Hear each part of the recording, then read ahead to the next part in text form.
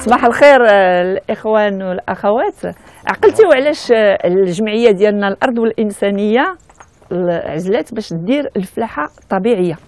عقلتيوا علاش الفلاحه الطبيعيه علاش درناها لانه اليوم صبح مشكله ديال المناخ، كاين تغيير المناخ، كاين الشتاء، كاين البرد بلا وقت، كاين الشمس بلا وقت.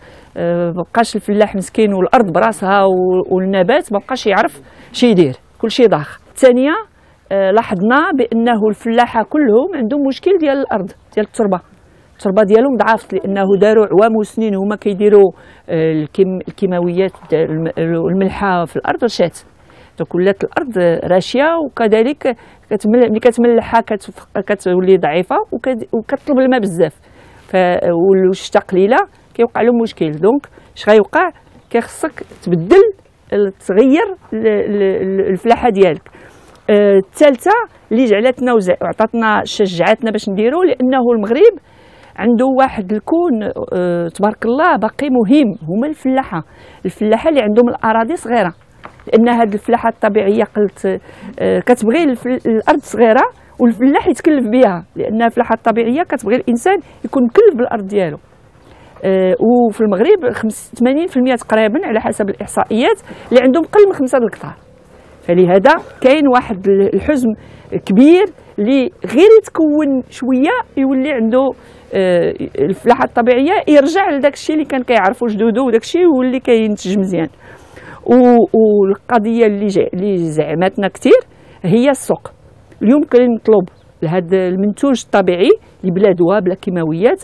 الناس عاقوا بانه صحتهم فضل لهم من اي شيء، والسوق ديال القرب ماشي السوق ديال الخارج. ملي كنهضروا على البيو ما خصناش نخمو ديريكت تصدير، خمو دابا نوكلوا المغاربه الفلاحه الطبيعيه. الوغ دابا كيفاش غنديروا باش نوريو كيفاش هذه الفلاحه الطبيعيه؟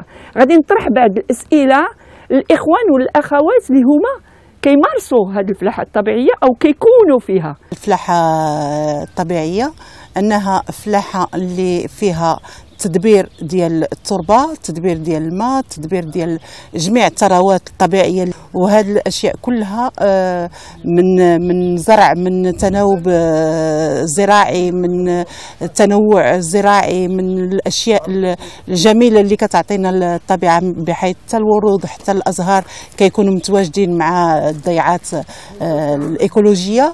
هذا الشيء كله تينتج عليه واحد المنتوج جميل وصحي اللي المستهلك براسو تيرتاح له وتيصيب فيه راحته، لان تيغذيه تغذيه سليمه، وكذلك المزارع تيصيب فيه راحته لان تيكسب من موراه واحد الكسب جيد، وبالنسبه له مورد العيش ديالو. النقطه الاساسيه احنا عندنا في الاقليم ديال تاونات هي التنوع الزراعي، ولا بغينا ندويو على الاجمال هي التنوع البيئي.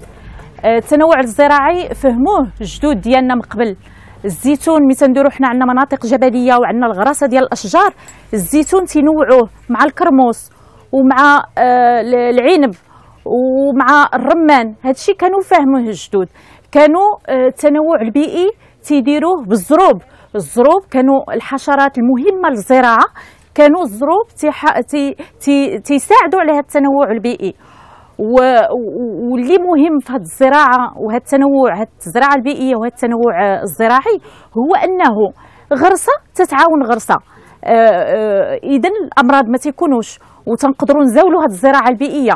والتنوع البيئي اللي مهم بزاف في المناطق الجبليه هو تيحافظ على انجراف التربه، وحنا عارفين بان اقليم تاونات معرض على هذه التغيرات المناخيه وانجرافات ديال التربه. ولهذا خصنا الفلاحه ديالنا يحافظوا على هذه الزراعه ويطوروها باش يطوروها في الطريقه اللي مزيان. هي هذا الشيء ديال الحفاظ على البيئه. الفلاحه الايكولوجيه كان خصنا اول حاجه نردوا البال منها هي التربه. حنا باش نحافظوا على التربه ديالنا ونخليوها خصبه كنديروا الطريقه ديال التنوع الزراعي. التنوع الزراعي شنو هو؟ ملي كنديروا مثلا واحد الخضره تنديروا في جنبها خضره اخرى اللي كتحميها او اللي كيتقاسموا ديك المواد اللي موجوده في الارض. الا خدات مثلا هذه كتاخذ واحد الماده ديك اللي حداها تتكمل ديك الماده عاوتاني تتعطيها باش تبقى الارض ديما خصبه وغنيه بالمواد ديالها. هذه بعدا تتبروتيجي على الشمس، لان هذه ما تتبغي الشمس بزاف لي صالات، تدير لها الظل ديالها، وهذا تاخذ واحد الماده الاخرى تتعطيها. وحتى في الوقت تاع فين تتوصل هذه، يعني هذه تتكبر دغيا تتحيد، تيبقى ليسباس ما بين لي شو مزيان باش ياخذ باش يكبر بنمو طبيعي ديالو. كي كتشوف هنا عندنا خيزو وتنديروا معاه الثومه، لان الثومه تتحمي خيزو من واحد الدبانه بيضاء ديالو وتتحميها منه. هذا التنوع الزراعي اللي شفنا دابا كنخلينا باش نحصلوا على توازن طبيعي ما بين النباتات اللي كاينه، وكان في الاخير ما كنشوفوش امراض بزاف وما كنستعملوش الدواء. ما احنا في واحد البلد اللي معروف بقله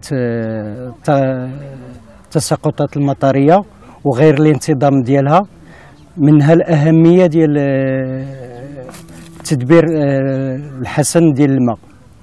وهذا التدبير نقدروا نخدموه باش ندوزو من السقي بالصوبه للسقي بالكوت كوت، باش نعطيو لا كونتيتي اللي تتحتاجها لا بلونت وما تنضيعوش الماء. وفي نفس الوقت تنحتفظوا على الارض ما تيكونش فيها داك لو ليسيفاج. ومن الحوايج الاخرين اللي تنستعملوا باش نحافظوا على هذا الماء اللي تتعاون بها لاغرو ايكولوجي، واحد الطريقه اللي تتسمى لو باياج. كاع داك الخشلاع اللي تنحيدو تنحاولوا باش نغطيو به الارض باش نحبسوا داك التبخر ديال الماء، وتتولي لا بلونت تستافد اكثر بهذاك الماء. وفي نفس الوقت تنكونوا واحد التربه اللي تتولي بحال الشكل ديال البونج، تستافد بهذاك الماء وتتشدو وتتابسوربيه وتتخليه عندها. لو باياج تيديكومبوزا وتيولي غبار الارض وتيزيد يكبر ديك لا كاباسيتي ديال الارض باش تابسوربي داك الماء. ومع الاقليه ديال التساقطات المطريه وغير الانتظام ديالها، كاين واحد الكيفيه اللي نقدروا نستعملوا، هي باش ديك الشتاء اللي تطيح واخا قليله نحاولوا باش نخزنوها. دونك على الاسطحه تناخذوا ديك الشتاء اللي تطيح ودايرين لها قوات اللي تيجيبوا لها هاد المطفيه، تنستعملوا هاد الماء هذه مده وتتشوف الكميه اللي مازال، والحمد لله غير بهاد السطوحه اللي عندنا هنا. نطلبوا كذلك من الاخوات المستهلكين اللي كيستهلكوا هذه المواد الطبيعيه، شنو اللي جعلهم يجيو لعندنا لهذا المشروع باش ياخذوا المنتوج ديال الفلاحه اللي كيمارسوا هذه الفلاحه الطبيعيه. الوغ تتعجبنا هاد الزراعه الطبيعيه، اولا لانها مزيانه للصحه، ما مضراش، ما فيهاش لي بيستيسيد.